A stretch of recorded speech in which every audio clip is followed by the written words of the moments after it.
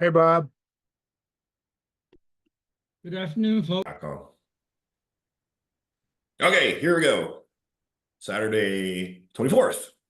Okay, yes, smoker. It appeared to me that well, first of all, what I would do as an electrical engineer is I would put an amp meter in series with the original battery to measure how much current you were drawing. And yes, you were correct that those voltage regulators, I bet they're linear regulators. And with linear regulators, the differential in voltage dissipates in heat. They're very inefficient. And what you need is a switching step-down regulator. And they're very efficient, anywhere from 90 to 99% efficient. And it would probably do what you needed to do. The other thing is, what was the original battery that came in the unit? Was it by any chance an 18650 lithium ion or a lithium polymer? It was a lithium ion, two 3.4 volt cells in series for 7.4 volts. All right, those type of batteries can supply tons of current. And I think what you're running into is the inefficiency of the regulators that you chose, because what you're trying to do is not hard to do, and you definitely could do it. You just got to get the right regulators. You need a step down regulators, or in their case, a step up if the battery voltage is smaller going in. Aren't you only offering part of the solution, reading the amp meter? And going by Ohm's law, we also need to know the resistance of the coil to determine what voltage he needs. Well, if the circuitry is designed for a certain voltage, then you should stick to that voltage so you don't overstress the components that they chose in the design. Right, but he should know the resistance of the heating element too. If he doesn't know the voltage, yeah, but if he knows the original voltage of those two cells going in, he could dial in those voltages with the new, more efficient regulators, and he wouldn't have to know that. Right, but I'm just saying, as a starting point, he was reading what, 3.3 volts when it was in operation, correct? Right. With the original battery. And he didn't, with the original battery, but he just knew the current, the voltage as it was operating. He didn't understand the resistance, nor like you said, he needs to know the current draw at that point. And I think when he was tapping onto those voltage regulators, he was basically just shorting them out because they weren't capable of supplying enough current. Yeah. There was a couple of things in that area.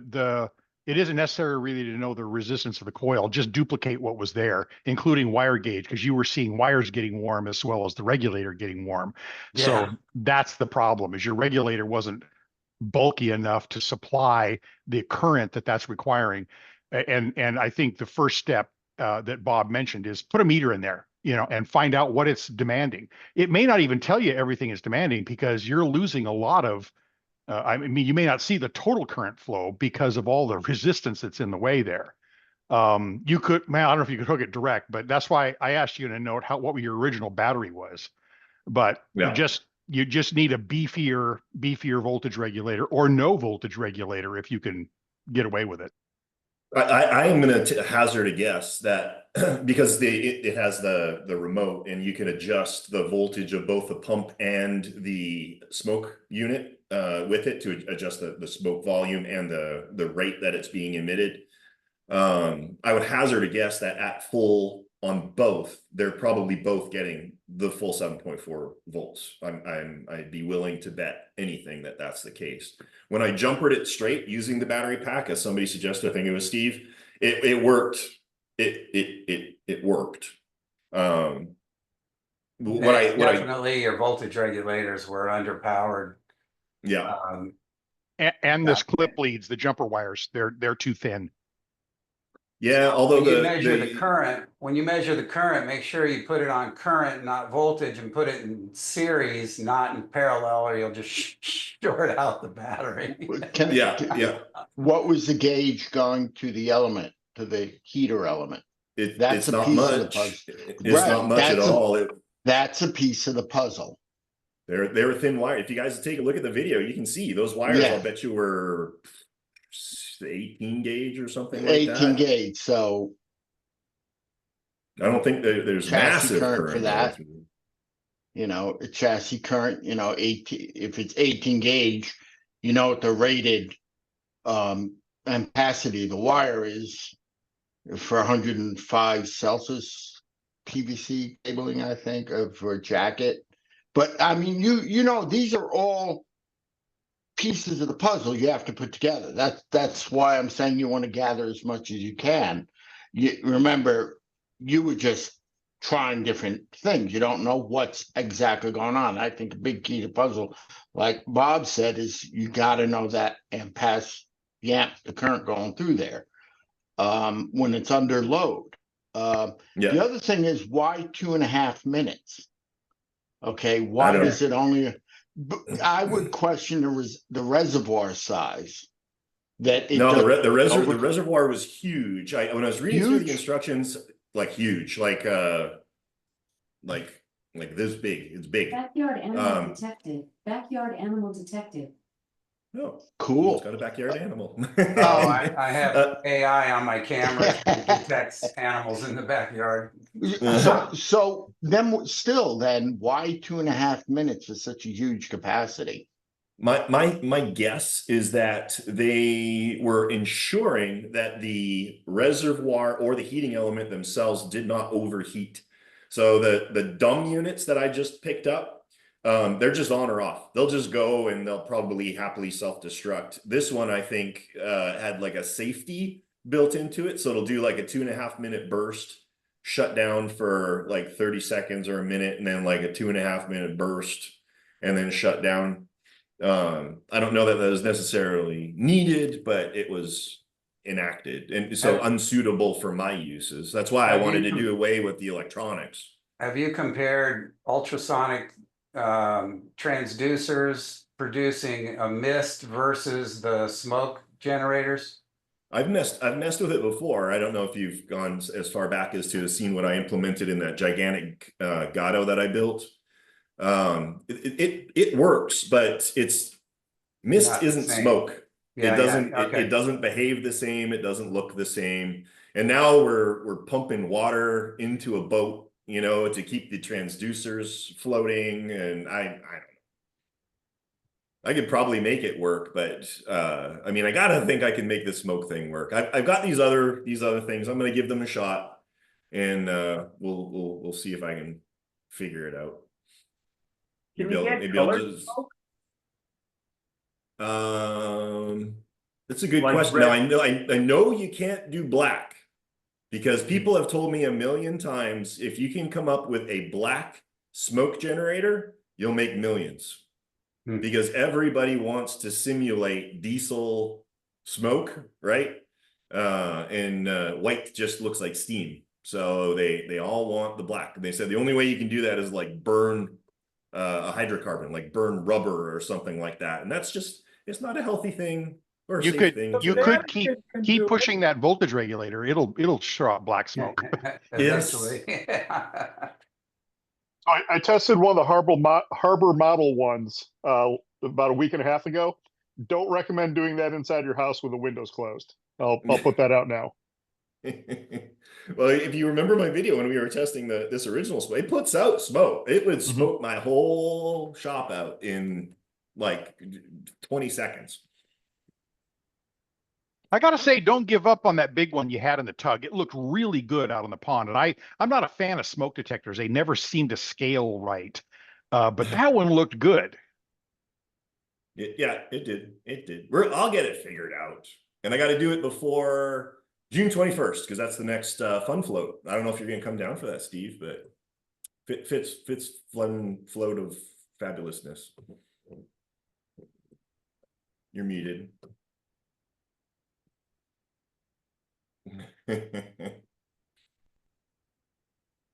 All right, it's 3. This looks like our group. Everybody's doing a really good job of keeping themselves muted. Good for you. Like everybody except me. So I was away all week, and as such, I didn't really like prepare much in terms of like a seminar or topic for discussion here, but there's a few things that I got going on here I wanted to go through. And then the big thing, and actually I'm kind of sad Howard's not here, but Ron is, so we'll have the inside track there. So again, if you watched my video, I got a whole bunch of stuff that I brought in and listed this morning. They're all in the bargain bin. Trying to remember them all. So the big one for anybody that's interested is that big 1/72 Akula. That hull is pretty epic. And I've got I think Jerome Simon. Is anybody familiar with Jerome Simon around the Missouri area? He knew what he was doing. That hull is immaculate. 72nd Akula. I'm not aware of another Akula kit that's ever been produced in that scale. But it's absolutely gorgeous. Gray gel coat, epoxy layup, 1/8 inch thick. It's bulletproof. The only thing I didn't like about it is he marked all the stuff for scribing, but he didn't scribe it before he molded it, if that makes any sense. So you got to do all the scribing yourself. But I've got that listed along with all the fittings and control surfaces, and optionally, if you want it, a brand new OTW dive module. So that is out there for anybody looking for a unique boat. I also got a ARC model Type 7 with a brand new cylinder listed up at a highly discounted price as well. Those are nice boats. They are. And if for all of you guys rocking the old school low frequency radios, I listed a pair, 2-for-1 Futaba T9 cap supers. Both of them work. One of them, the screen doesn't. So I think the radio works, the screen's just not functional. Yeah, Dave? Are you? Do those have artificial crystals? No, they've both got the standard telemetry modules in the back, the little pluggy in things. Yeah. And they're both running, I think, 72 megahertz, which really, who cares? Because not only anybody's paying attention to 72 megahertz anymore. But I think I've got them listed at a crazy low price compared to all the other ones out there. 2 for like $250 and 3 receivers and an FM module. So grab that before it goes away. Hey, Bob. I saw in your video you mentioned something, maybe I missed it, maybe I talked about this. You were getting FrSky radios into? Yeah. What ones did you get? Any of the what is it, the 20 SR or what? Maybe I misspeaking there. Oh, the RS, the like super high end ones. I don't think I did. I don't know anybody in I can get them in. I just need to order them, but I don't hold them in stock because they're so freaking expensive. They're like, my cost is like high. I just got a whole bunch more twins, the X14 twins and X20Rs, which is the like 20 replacements. Yeah, where I'm asking is you read all about what the tariffs are doing, and obviously these radios are made in China. I wonder if they're going to get scarce, and or the prices are going to go way up. And should we be thinking about, in my case, for my albacore, purchase sooner rather than later? Yeah. Good question. I can't tell the future. I've got quite a bit of stock of X20s and X20Rs right now, so I think we'd be okay.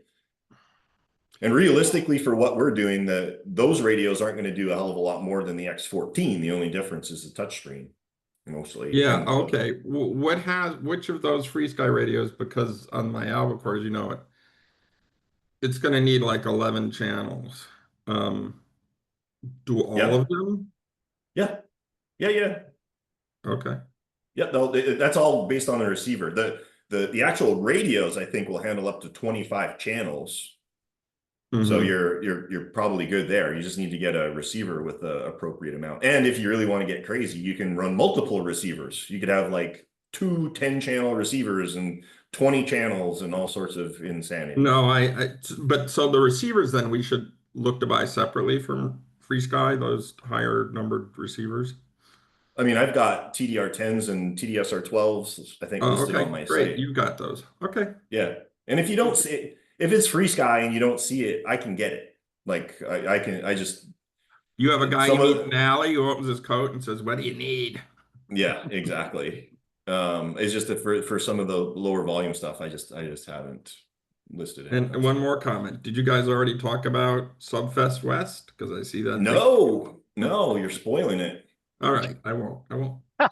It's kind of obvious, Bob. Yeah, it's blasted behind you.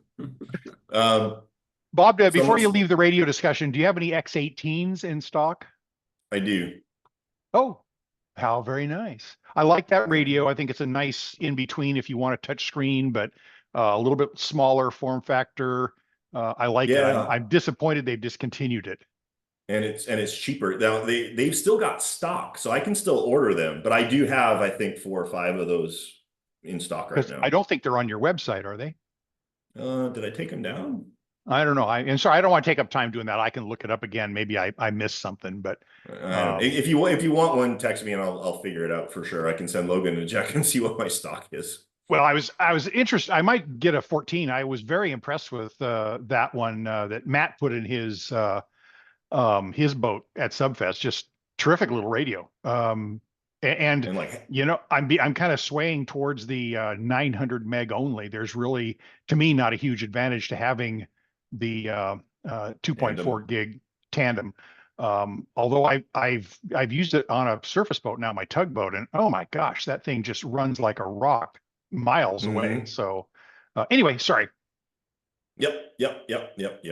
Somebody had chatted me here asking about the Type 7. It was invisible. I just visibilized it, so it's now visible. What else? The 2 radios. Oh, I listed a whole stern assembly for a 72nd Alpha. If anybody's building an Alpha or wants to build an Alpha, I got the whole stern section there along with the prop. And 2 of Otto's Virginias in 72nd scale. One is his like stock version with the pipe that I have up for a big discount, and then the other one is my horizontal version that's all printed in ABS, and that one's got extras in it as well with prop and lights and drive shaft and bushings and all sorts of cool stuff like that. And that's about it. And if you saw, I got that Thunder Tiger Neptune in finally in many pieces. So that's going to be a fun one, figuring out what's working and what's not working. It's been flooded for sure. There's a lot of rust on the motor and some on the pump, but the brushless motors are pretty tough. I don't know that I need too much to worry about, but we'll see. What do you figure, brushed or brushless in that thing? No opinions. It's like, do whatever the hell you want. Brushless. Always go brushless. Right. What do you got in stock to use up? Yeah, that's a good point. I do have a really nice 750 kilovolt brushless motor that would probably spin pretty nice at 12 volts. This one's going to be fun though. Logan and I have some ideas percolating in our brain about how to do this one up, because you know it's not going to be the stock yellow. Well, whatever you put in it and it doesn't work, it's fun to watch you troubleshoot. I know. Unfortunately, everybody delights in that. You all wait for that one scene where I'm looking at the camera and shaking my head and sighing, right? Yeah. Turn it into Okay. a disco ball. Glue all kinds of mirrors all over it. Oh, there you go. Or I could wrap it in chrome mylar. Hey, Bob, it would make it seem like what those retro grade hologram things that supposed to make you invisible. I can't remember. Oh yeah. It shows the background behind you and in front of you. So you have the mirrors all around. It just reflects the environment. Oh yeah, stealth. Yeah. I can't remember what it's called. Retro reflective, whatever BS that Star Trek or Tony Stark says or some crap. Hey, Bob, has anybody ever made a Beatles yellow submarine? I'm sure some of you have seen, I know there was a guy out of the UK that built one and was like, yay, big. I've seen pictures of it. I don't know that I've ever seen it. He was working on it. I don't know that I've ever seen it running. Yeah, Dave? Taylor. Anthony Taylor. It feels like that would kind of be a common, you'd think somebody would have that thing going. It'd be kind of cool. Get the music playing out of your transmitter when you're making things happen. That would be awesome.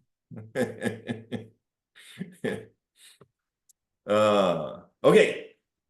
I want to have a chance to talk about the proposed SUBFEST West event, and then we're going to cut it open and open it up to you guys to talk about what you got going on and questions and all of that stuff. I did, by the way, Steve, get that connector in. So I should be able to very early next week get that Virginia in the pool testing with the super ultra high flow. I call it APU. Is that the right term? The little droppy outy maneuvering thrusters for US submarines. What do they call those?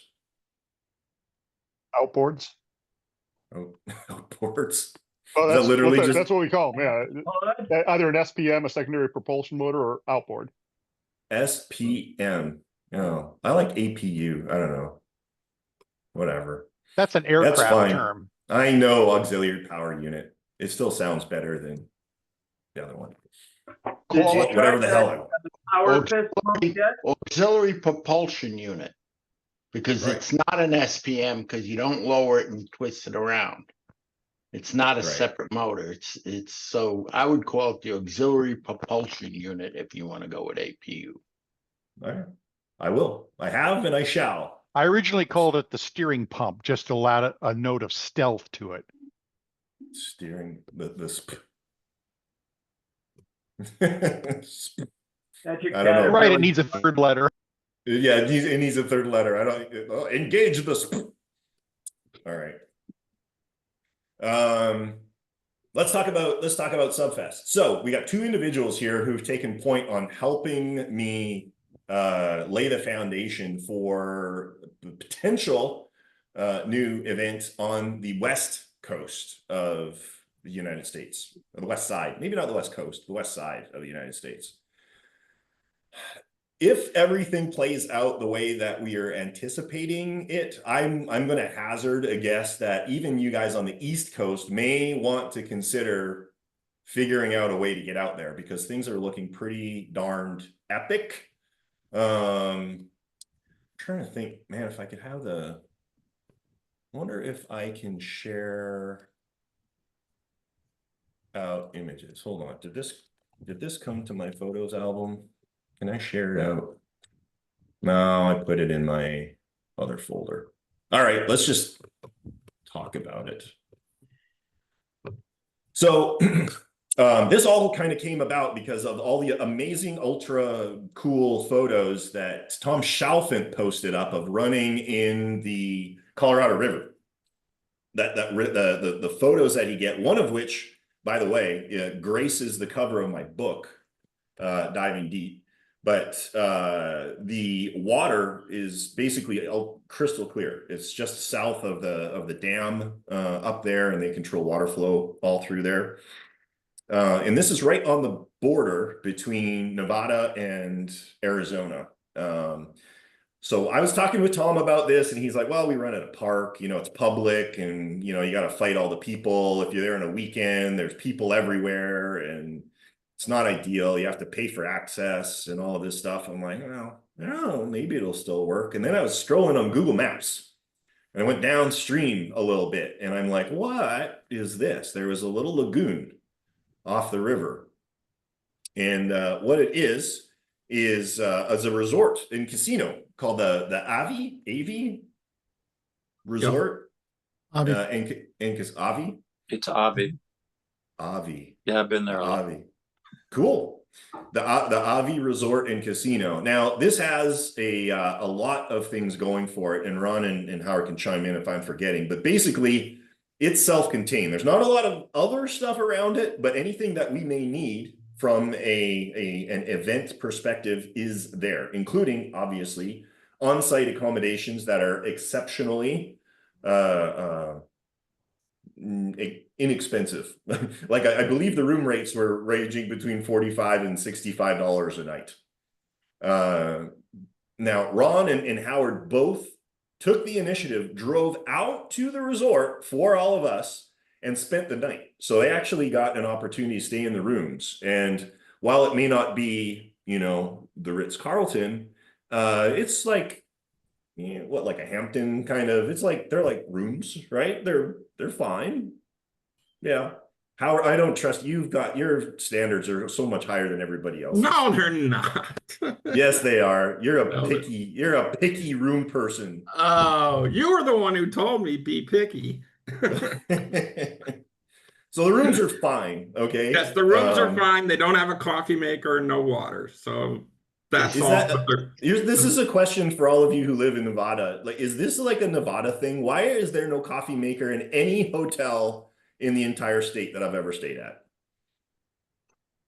When you go to Vegas, you can spend $900 at the Aria and you still won't get a coffee maker. Yeah. No, the rooms are very fun. Ran on Duncan. A lot of the reviews, if people look, you know, there are some negative reviews. That wasn't Ron and my experience, but there's a specific wing of the hotel we'll go into later that's the newer renovated one. And it's the one farthest away from the casino. So if you're like me and don't really like cigarette smoke, it's the wing. And it's the one we should all, if it comes to pass, that's where we should be. Can So what I comment? Can I comment? If you, it sounds like if you have stayed at the Super 8 in Groton, this would be a walk in the park. It would be the Ritz. It's a couple of steps easily above Motel 6 or Super 8, easily. I found it to be quite nice. It seemed like the rooms had been renovated recently, but it was a nice day. The rooms were in, I couldn't smell or detect any smoke, but the only problem I said was you have to walk through the casino to do most things. I'm just wondering, there's a Starbucks there. I'm thinking they don't want to put a coffee maker. They want to force you to go down to have a Starbucks. 1000%. That's exactly what it is. Yeah. So I want to keep things high level so I have a chance to talk about this. We're going to zero in on the rooms for the next 45 minutes. So these are the things that it has going for it. Crystal clear water in a lagoon that's separated from the current of the Colorado River, which is not massive. I think you guys said 3 to 5 knots or 3 to 5 miles an hour or something like that. You don't want to get out in the middle of it, but this is all contained in its own little pool area. There's 2 docks that go out over the water. Yes, Ron. The speed of the water is out on the river. In the cove, it's negligible unless there's a tide coming in and out. You barely see it. Yeah. Right. Two docks that allow you to get right out over the water. There's a separate island that would potentially be something that we would take over, like a horde of rampaging RC sub skippers. And then there's a secondary refueling dock that's just south of there. If you go on Google Maps and search for the resort, you'll be able to see what I'm talking about here. The big concern that I have, and I think Ron and Howard identified, is the actual height of the water is controlled by the dam, and it varies according to the time of day. So at its absolute lowest, which is what you guys sent all the nastiest pictures when the water was all the way down and nothing when it was all the way up. But at any rate, at that point, there's like seagrass in the very middle of the lagoon that's pretty close to the surface. So you would want to steer clear of the middle, stay around the outside, which is all, if I'm not mistaken, sand, and not silty sand. I think you guys mentioned, like when people walk in it, it doesn't make clouds. It just settles right away, which is pretty cool. They are being very accommodating to us. So we will have access to tents, tables, chairs. They'll have that all set up for us in the whole southern part of the lagoon. Additionally, it's their low season. Basically what our contact there said is we're going to have a whole place to ourselves. There's not going to be a lot of other people there. They've got 2 big swimming pools, which are shut down October 1st. which could potentially be of access to us. If anybody has small subs, they want to run in a swimming pool, or just to trim. If you just want to, have a nice, easy place to trim your boat before you bring it into the big spot, that would potentially be accessible to you as well. In terms of resources there are obviously the accommodations are there. There's 2 restaurants, a cafe and a restaurant. And then I think 5 fast food places, 4 fast food places. So depending on your budget and your tastes, you don't need to go outside the resort. It's all right there, all self-contained. If we get enough people, we'll also be able to have access to a ballroom. So what I'm thinking is like Saturday evening, we'll have an actual SUBFEST dinner all together, and it'll be a bespoke buffet style thing, and we'll do maybe like an awards night and all of that kind of stuff. Yeah, as well. They have video capabilities there too, so if you want to show stuff. Oh, there you go. There you go. But on that topic, we got our fingers crossed. They have a first run 4-screen movie theater on site. So I would like very much to reach out to them to see what the possibility was of getting a submarine movie to watch in the movie theater, perhaps on the Friday night. If not, maybe we'll just go in the ballroom and watch it in there, but we could do a movie night for the event, unlike that, Kahada, where we're spraying it on a little pop-up screen. This would be a little more professional. I did also want to say, if we do get over like 30 or 40 people, those room rates that I were telling you will be further discounted. So the budget is not going to be allocated to your rooms. It'll probably be the food, unless you want to do other things. There's also a KOA campground literally across the street. So if you guys want to bring a motorhome, RV, tents, I don't know if I want to tent it, but it's literally across the street. There's a golf course there too. If you want to golf, you can golf. I don't know why you do that instead of running submarines, but whatever. And as far as I understand, and we'll confirm this, basically because the beach area is kind of under their control, but it's public, I don't think there's a charge for utilization. So I was going to check to see if any permitting is necessary for what we want to do. I'm sure we'd be able to talk to the hotel. They'd probably be able to look into that for us. But that's one of the big drawbacks to Kahada, is the actual rental of the facility is a major expense. So if we can reallocate, the funds from just facility rental, we could do a lot more cool things. First and foremost, potentially reducing the actual cost of attendance for everybody. Just to correct one thing, Bob, it's if we get over 20 people, it goes down 15%. I can count on my fingers right now. I think the number of people who verbally committed to me, I think we're going to be okay then. All right, so we'll go down 15%, and maybe she never mentioned like if you went to 30 or 40, but that could bring it down further.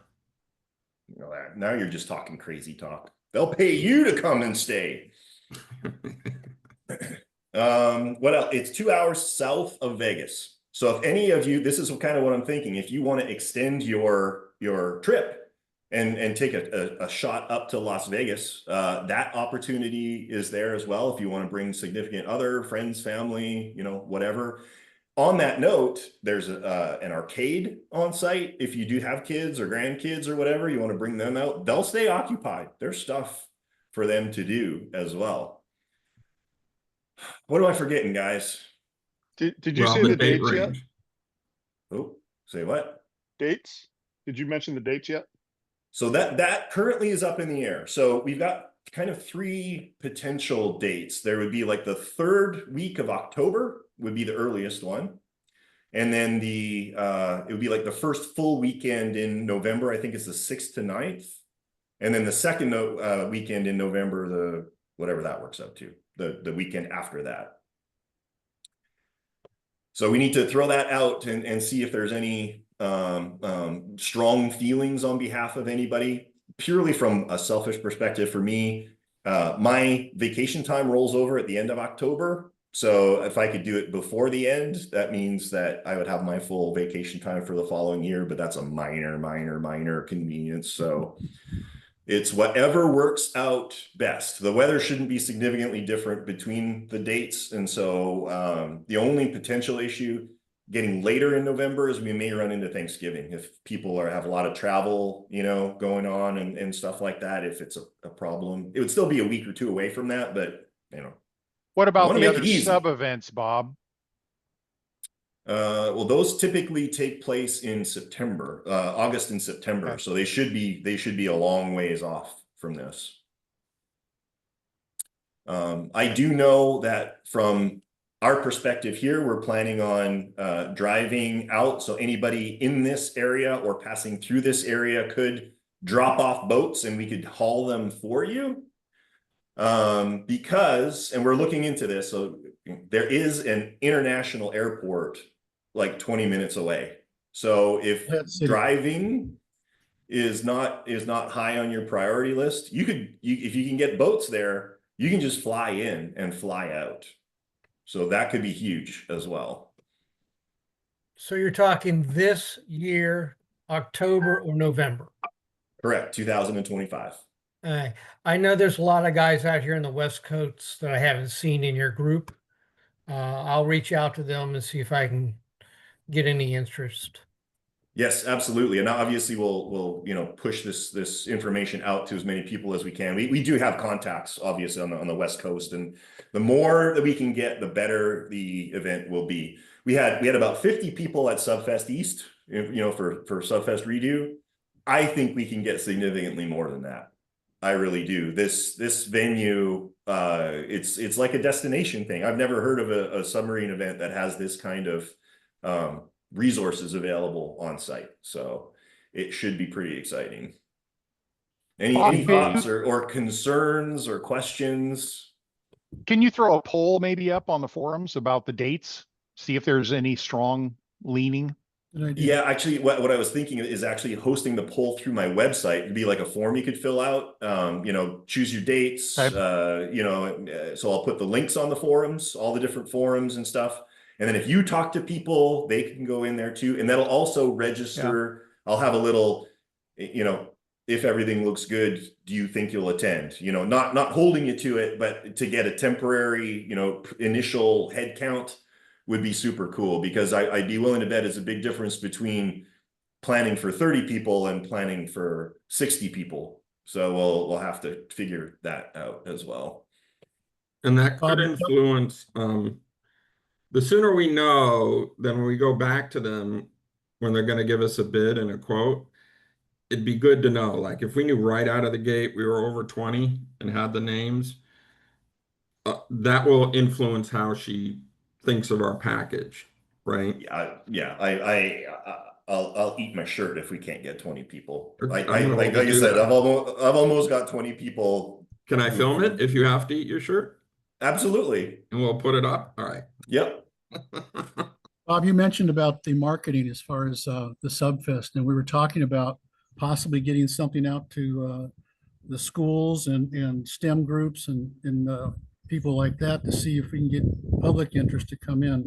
I don't know about a bunch of skippers with a lot of little kids around their boats, but just something that we can ploy with the casino to give them a little bit of limelight, because it would be hosted near their facility. Yeah. Still interested? We would need, I think absolutely. I mean, part of what we do is to share our hobby with other people. Now, like you said, I don't know how exciting it is to have little kids running around and splashing in the water and all that stuff. But if we handle it properly, have like a viewing area, that might be kind of cool, you know, where people could go out and watch them. Like, for example, if we launched all our boats from the island, and then spectators could go look on the refueling pier, or we'll figure something out. There's a bridge that goes to the island. They could stand on that. Stand on that. Yeah. How deep is the lagoon, and will Nathan Hodge be there? I Nathan's believe, recovery services. at the low point, Ron, were you saying at the low point in the center point is about 10 feet? I'm unsure, but it's probably 10, 15 max. But most of it is a good part. We watched the tide go out about 15 feet, And still, we weren't even in the reeds yet, and that was about 4 feet to depth before the reeds were there. So, Yeah. but at high tide, the reeds will probably, I say reeds, that's the grass, the the plants. seagrass, yep. Those are probably 4 to 5 feet below surface. Near the And those, you can see it in the Google Maps. They only kind of grow in the middle. Like if you're concerned about seagrass and stuff, just if you keep around the outside, that's all sand. It's all just sand. I was looking at the forward side of the island going north, where the water is coming back from the river, and that's the closest point you're going to see any big speed of water. There was nothing there. It was just a big sandbar, so you can play out there all you want and go deep. There you go. Yeah, but the water is very clear, at least as clear as what we had this time, you know, if not clearer than what we had this time at Red Clay. It's warm too, relatively. Kids are going in there, you know, without wetsuits and everything, you know, just playing around, blah, blah, blah, in the water. So I don't know what it'll be at that time of year, but it will have had the whole summer to cook in those 100-degree temperatures. So if you had to go in, I don't think it would be, you know, I don't think you need a wetsuit to go down. No. I disagree. You disagree? That water can get cold. It just came from the mountains. I don't know. Yeah. We saw those kids playing in it. Maybe kids are special. I've got grandkids that jump in my pool and it's 50 degrees and they don't even know it. So I understand that whole idea. Oh, and there is a boat launch that's on it's hard to describe, but if you look the at south Google, side. yeah. You know what? Let me, I should have done this. But the point is you can pull your cars right up and walk 20 feet with your boat to where you could put it on a table. Oh, that's nice. It looked like it might be a long huff from a parking lot. So yeah, no. There's a motor. Hold on. There's a motor ramp. I mean, a boat ramp next to it, and that's where everybody comes. But I doubt if anybody's going to be there. But still, that's the location where you just pull up. Yeah, see, it's right there. Stuff off. Oh yeah. Here, let's take a quick tour here. Here's the campground in the top left-hand corner. KOA Journey. Here's the boat ramp area down here. This is, and we're going to ask about this weird trapezoidal thing is a fenced off 7-foot high brick enclosure. So what I'm hoping is at the end of the night, when we're packing up, we can bring our boats just from here to here and have them all locked up away so that they're basically out of sight, out of mind for anybody. Obviously, if you're really scared, you could put them in your vehicle, but it'd be nice to not have to repack and pack up, you know, every night. But this is the area that we're talking about. This is the refueling dock right here, a little bridge onto the little island, and then another little dock right here. And this dark area would be where the seagrass would be, but all the light colored area is all sandbar. Yeah. Also, the nice thing is they have right over, Bob, where it says Watercraft Adventures at the RE Resort. See that with a target on it? There is much like we have at Red Clay, there is a very basic food service. Like you go up to a window, just like Red Clay, you can get a hot dog, a hamburger, a milkshake, take nothing like it.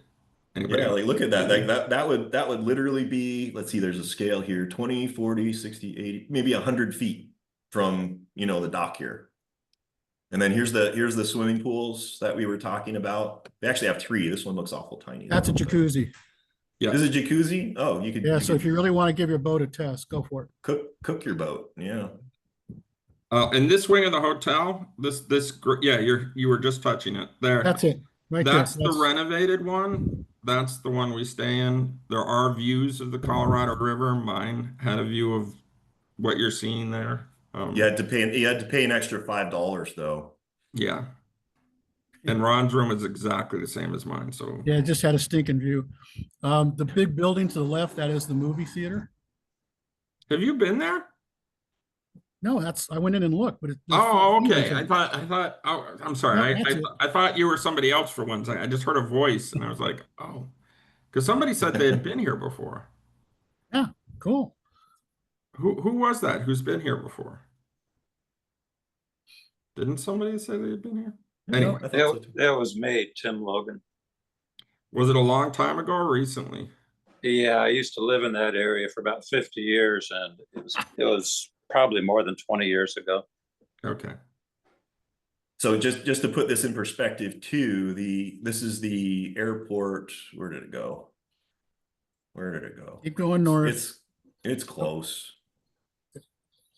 Go north. And if you have a car and don't like the food or want a different option, once you cross the border, the bridge is right next to the hotel. There's the airport. There's all sorts of other food options. This is Bullhead City on the Arizona side. Where did we go, Ron? Ron wanted what did we want? You wanted a malt. We had to find a place with a malt. But it's still, we drove across the river. It was 4 miles away. That's, if you guys want to go and do shopping or clothes, whatever, it's that Bullhead City is right there. There's a lot of amenities there. And I like my malt, and so did Ron. And to that point, you know, what we want to do this time is be a lot more considerate to like the lives and you know, other people who are accompanying skippers, so they're not standing there and banging their head against the wall while we talk ballast systems. We're gonna leverage hopefully some people in there. They can get some activities planned, things that they would like to do. If they want to do shopping or hiking or just sit on the beach and drink or whatever they want to do, they can arrange that to their heart's content while we enjoy our stuff. So I feel like this could potentially be a real destination event, unlike anything that we've had before. I'm really excited about it. Hopefully by the end of the weekend, I'll have a poll up on the site, so you'll be able to come in and log your preferences in terms of date and you know, quasi express your interest in attendance and that kind of thing. Once we get a better feel for this, I would love to really open things up, see if anybody on the East Coast is planning on driving down. Then we could potentially get a boat mule, you know, just like Ron was doing from the West Coast for SUBFEST. So we'll do the best we can to make this happen soon, but it's happening sooner than normal. One last thing, if anybody was thinking about the tides. So they're controlled by the dam, what Ron and I learned, and they do print a schedule. And we're trying to find out what the schedule will be during those times. So what we learned is that it takes about an hour and a half to 2 hours from when they release to see the tide come up from the dam, which is about what, how 15 miles north. 15 miles north. So it takes that long for that volume of water to get down. But then it comes up fairly quickly, right? I don't mean it's dangerous, like, you know, it creates weird tides or anything, but you don't have to, once you can kind of, and in other words, where I'm going with this is we can have this programmed out really well, right? There's not going to be a lot of uncertainty. It's like, okay, the water's released at 7 a.m. That means by 9 a.m., the water will, I'm making this up, the water will be where we want it to be. Yep. And then it Question will go for down. Tim Logan. What? Question for Tim Logan. You were there for so long. What do you feel like in that time frame, October to November? Usually my account of the desert is cold nights, warm days, a little bit of breeze in the afternoon. Yeah, my feeling is it's kind of unpredictable. I used to hike down into the Grand Canyon, for example, which is not too far from that area, and you could be well, I'm not sure that's relevant. Never mind. I don't think the weather's going to be an issue, but it's not always predictable. I'll just put it that way up in that area. Although it is generally those weeks, 80 degrees is and sunny is the normal. Doesn't mean it's going to be that way, but it's sunny and 80 degrees at that time of year. I'll take it. I will say the reason I started to talk about the Grand Canyon is you can get some surprisingly cold days showing up, which I experienced often when I would hike up in that corner of the state, it's, you know, you might want to bring an extra jacket or something like that, just in case. Yeah, you don't want to plan for the evenings anyway if it's going to get cool. So It does. yeah. All right, so I think we've taken enough time with this. Big takeaway. I'm excited about it. I know there's a bunch of other people who are excited about it. I'm going to try and get a poll up. You can come to the website. I'm going to have it right on the homepage. Click here to register your interest or ask questions or whatever. So if you or anybody that you can think of, if you can push the word out, the more we can get, the better the event is going to be for everybody. You know, I just texted it to like 7 guys here in the West Coast. So Okay. the minute you get a place, a web page up, please send the link to me and I will forward it to everybody I know. Okay. All right.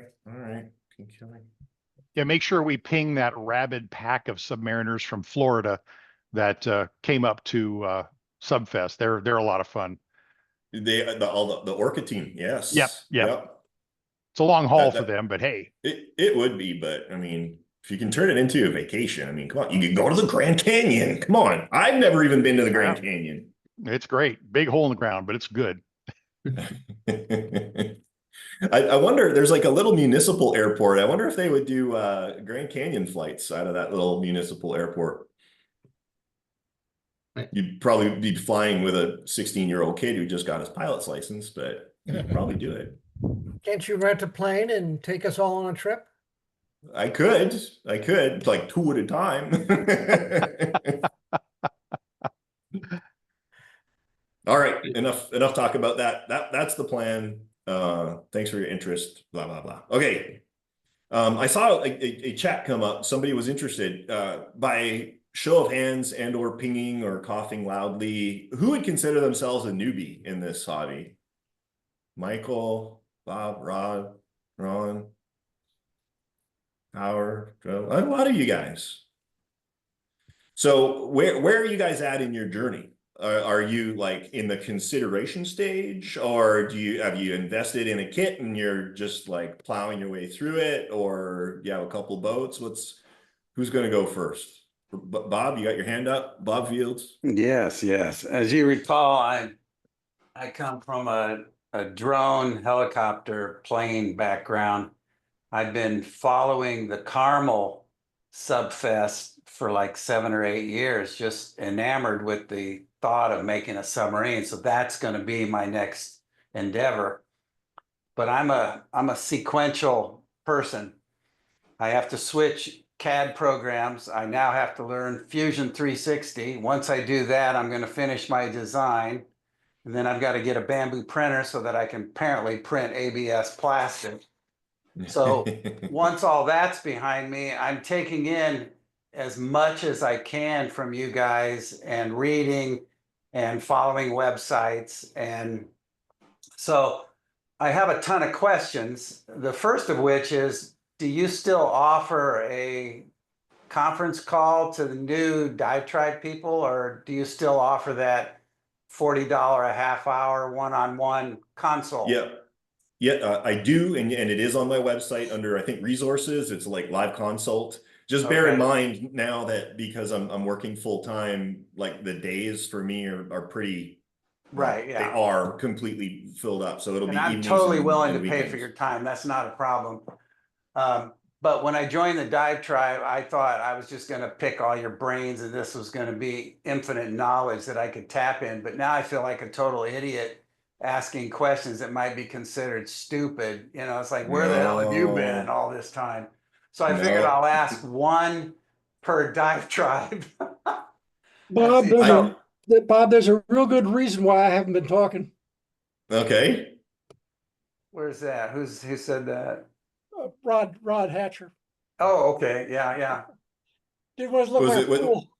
The last SUBFEST, I finally got enough information find people like Dave Merriman there to get me over my hump, and I think I can actually float a boat now without sinking it. Okay, well, there's things that are confusing that I'm sure are just super easy to you. Like, I'll ask one question here. Your Stingray, which is just brilliantly designed. Bob, Yes. All right, I'm just gonna say before you go much further is that the only stupid question here is the one you didn't ask. Okay, Okay, well, it's as simple as that. And I to expound upon that a little bit, even the most experienced RC Submariner at times likes to or should be brought back to the basics, because I personally have been in a situation where something that I've been doing for decades was stupidly long and involved and shouldn't have been done that way. So going back to basics, even for people who've been doing this for decades, there's nothing wrong with that.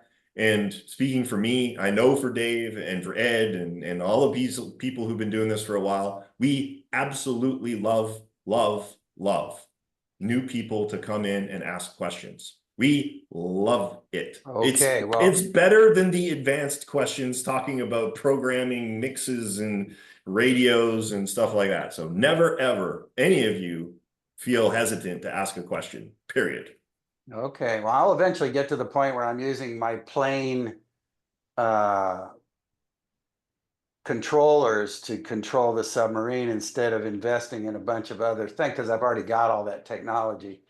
Right. But my question today, then, if it's not going to be a dumb one, is the Stingray fascinates me because it looked like you 3D printed the ballast system, arching it up high so that the bubbles stay where they're supposed to be. But my question is, are you using a low pressure or a high pressure air pump? Are you using a water pump? And do you have some kind of tube going to a periscope that's taking in air to bring it further out of the water? And when you go under the water, why doesn't the submarine drown and fill with water unless there's some kind of check valve that stops that from happening? That's my question. So I think in theory, if I did my job correctly, I should have an overview video specifically on the Stingray where I go into like all of the intricate details of it. If not, so just really quick, it is a low pressure water pump system. So the entire boat retains positive buoyancy. In order to get to surface trim, the periscope needs to be out of the water. So the water pump sucks the water out of the ballast tank, the air comes in through the periscope, and that's how it goes up and down. The water pump goes water in, water out, and the air goes in and out of the periscope. So when you're underwater, what keeps it from leaking back into the ballast tank? Well, when you're in submerged trim, the ballast tank is completely full of water. So there's no more water can go in a fully full ballast tank. Okay. All right, cool. Yeah. Like the one thing, actually, this is good, for everybody as well. I prefer, and it's probably good practice, to operate in one of two states: empty ballast tank or full ballast tank.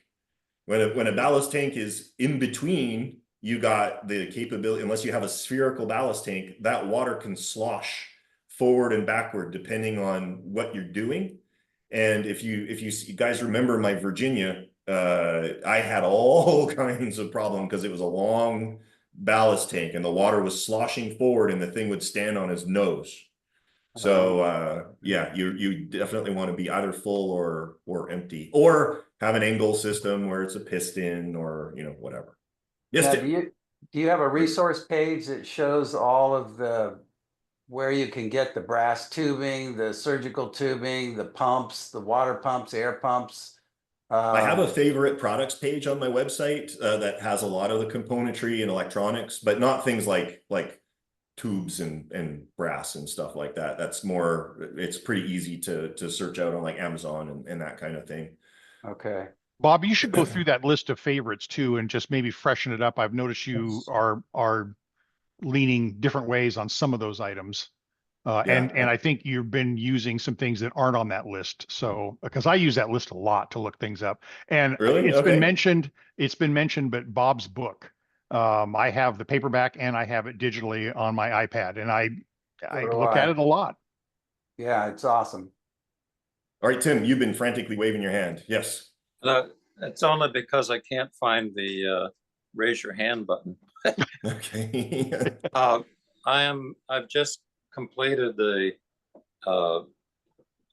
internals of an Angle 212A, and I'm testing the CTS2 unit. I'm having some trouble with it not responding properly, and I'd like to touch base with somebody that can. I'm not an electronics person, and I would really like to understand how to troubleshoot and solve the problem, not just have somebody fix it for me, but walk me through it so the next time I have a better understanding of the whole thought process, how the contexts work. If there's somebody here that feels like they have that kind of electrical knowledge and expertise, and they're very familiar with the 212A, I would like to touch base with them. And if that's you, Bob, and it's over a video, that's fine too. Yeah, it's not, unfortunately. I put them together, but I just like connected it all and it all just worked. So I've never had to actually troubleshoot a unit like that. So if there is anybody else here who's more intimately familiar with that and that specific component that he was referring to. Tim, where are you located? I'm in Shutesbury, Massachusetts, just outside of Amherst. Okay. Hey, Bob, there were some more newbies here who haven't gotten a chance. Yes, there were. And we need to know where they're at in their journey. Who else had their hand up? Michael Hamilton, I see a submarine in the background there. Yeah. So my name is Michael. I'm in the Norfolk area right now. I bought the 3D printed 688 kit from Bob's website a couple of months ago. I put together the shell, and then a couple weeks ago, I ordered the 100mm sub driver. Oh yeah, yep. So, I think that's still in the process of being made. It is, yeah. So, but yeah, this is what I have so far. Just kind of the shell. I'm currently trying to work on the tail cone area, figuring out because the yokes on the kit are also this ABS plastic. So I'm still trying to figure out how I want to get the posts for the rudder and the stern planes mounted in the yokes, because the ABS plastic I don't think is going to accept a set screw too well. So no. I'm trying to figure that one out. Dave's waving his hand at you. Michael, you say Norfolk, Virginia? Yep, I think you and I have been emailing some. Well, come on over. He's not kidding. Dave will have you over and he'll have you straightened up like post haste. Or they'll never find your body, one of the two. Yeah. Don't piss him off, but don't pass the invitation either. No. Exactly. If you're in the area and you get the invitation, take advantage of it. Yeah. Absolutely. You'll be one of the few. Question. Yeah, you're correct. The ABS yokes are plenty strong, but tapping them for set screws is problematic. What I typically do, I've modified the yokes that I've used. I've thickened, like I put like a chimney out where the set screw goes, and then I'll use like at least 1/4 inch long set screw, so it's got lots and lots of meat to bite into. All right, someone else was. Question. Yes. Looking for a source for a very small hydraulic valve.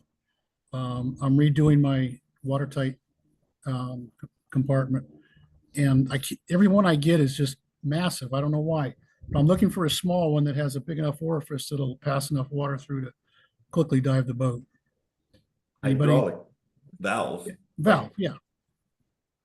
For vent or for Yeah, for a vent. Like, well, it's a vent, but it's going to turn on and off when the water's going what way. So, but it's going to have water flowing through it or air? Water.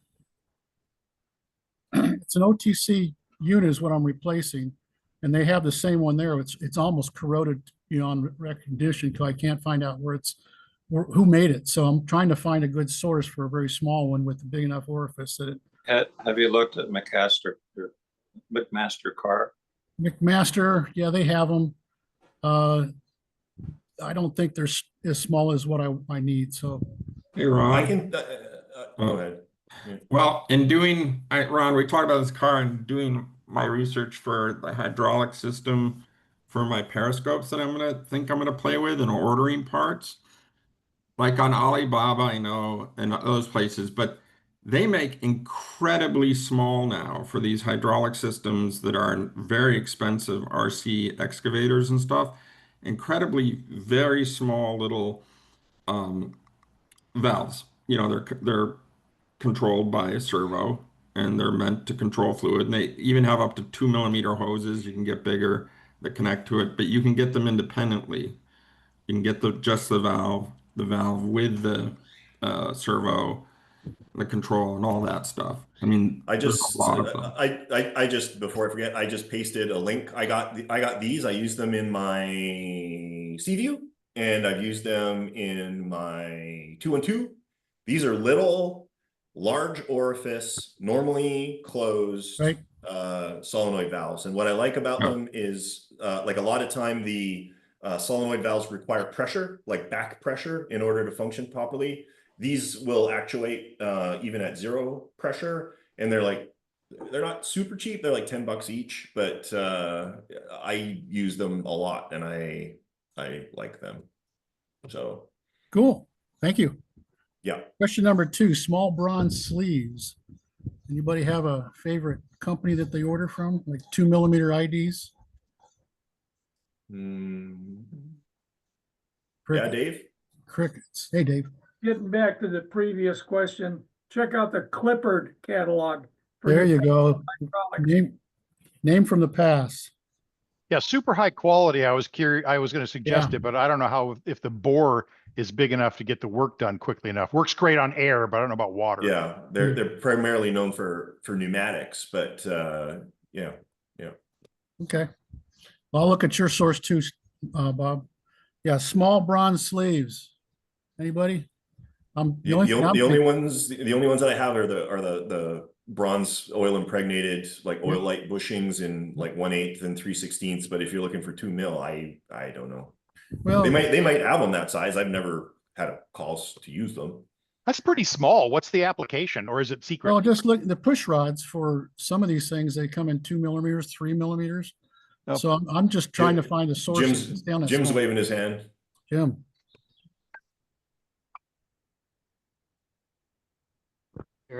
Sorry. There we go. Yeah, I just got 2mm ID bushings from McMaster Carr. They are, what kills me is the shipping price, but that's really where I just got some and I just used them. 2 and 3mm. They have good metric inventory anymore. So that's my. What was the material? Rulon? It's impregnated bronze and oil impregnated bronze, like oilates. They're oilates. Okay. Is that what you're looking for? Yeah, I checked there. I didn't see it. Now, how much were they? Well, what drove up the price, I think I got 6. What drove up the prices, the shipping was as much as the bushing.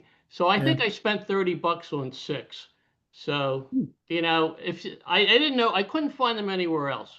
But I'll tell you what, I recommend them. I get them the next day. They don't give me any option, but you get what you pay for. I design a lot with McMaster Carr. It's a good company, but you got to put everything together and ship it once for $15.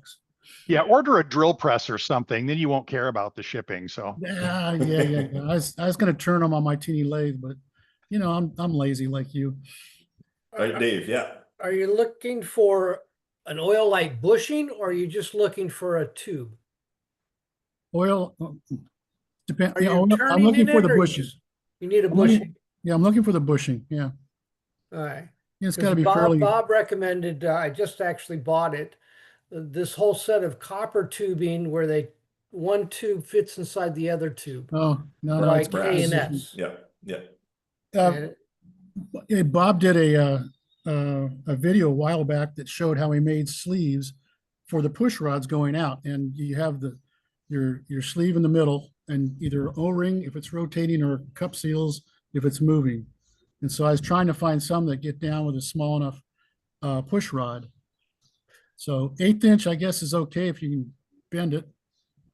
Yeah. Dave was frantically waving his hands and then he got talked over. So the floor is yours.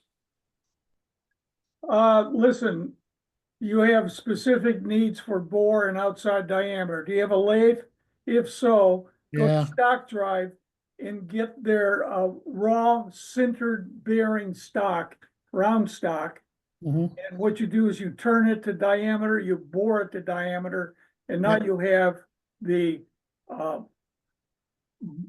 bearing. This is a bearing, not a seal, that you need, which is good for rotational and actual motion. And then you back it up with either an O-ring or a seal. But you can Right. make your own by getting the raw stock. Yeah, that was plan B. Well, go to plan B, because if you find what you need in the size, the bore in diameter and length, you're gonna have to buy them by the hundreds. Just get some raw stock to the ideal diameter is 1/8 inch, and then you Okay. turn it to your needs, to your length, diameter, and bore. 10-4. Hey, thanks, guys. We had a question who we else? skipped over back there a little bit with Bob Fields. He said he was having to learn a new CAD program, Fusion 360. Is there another program you're already conversant in? Because we're not locked into Fusion. I've been using one called Vectorworks for 18 years, and I have to run an old computer just to keep it compatible. Oh, And yeah. I've looked at everything from Onshape to FreeCAD to some ones that colleges use a lot. And I keep going back to looking at Fusion again because of the way it's structured and the timeline. And I think that's going to be the way to go. And the annual fee on it is, I mean, the free version's not going to give me photographic rendering and all the stuff that I want. So I'm probably going to have to pay for it, but I think it'll be the best of both, all worlds using Fusion. Anyone else use Fusion, or did you find a better one? I think quite a few people are using Fusion. Yeah. And it's, it's got a very steep learning curve that kind of starts to turn back on itself, and you can fall off of that curve if you're not careful, but it is pretty good. But I tell you what, I was blown away at SUBFEST by Matt's Narwhal. model, his narwhal. He did it in Tinkercad. Oh, And wow. my gosh, it looked great. It's amazing just looking at the renderings of it. So it is possible. I quit on Tinkercad because I couldn't relate to it. But anyway, sorry, I didn't want to go down the CAD rabbit hole again, but I was just curious what your logic was. That makes sense. Well, yeah, the CAD, I mean, right now I keep going back to Fusion because it's the most familiar with where I came from Vectorworks, which is mechanical, electrical, and architectural. And I think the learning curve would be a lot shorter if I just jumped to Fusion. Is there anybody else here who's new, who hasn't had a chance to chime in yet? We're over, but I do want to make sure we have a chance to say hi and see where you're at. No, you good? All right. Well, I need to drop my wife off at an appointment, so I need to get ready for that.